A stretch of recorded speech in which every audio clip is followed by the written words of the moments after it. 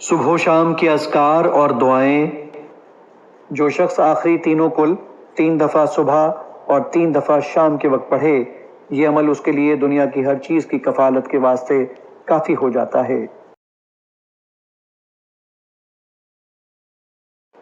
صبح و شام 7 مرتبہ حسبی اللہ لا الہ الا ہو علیہ توکلت وہو رب العرش العظیم۔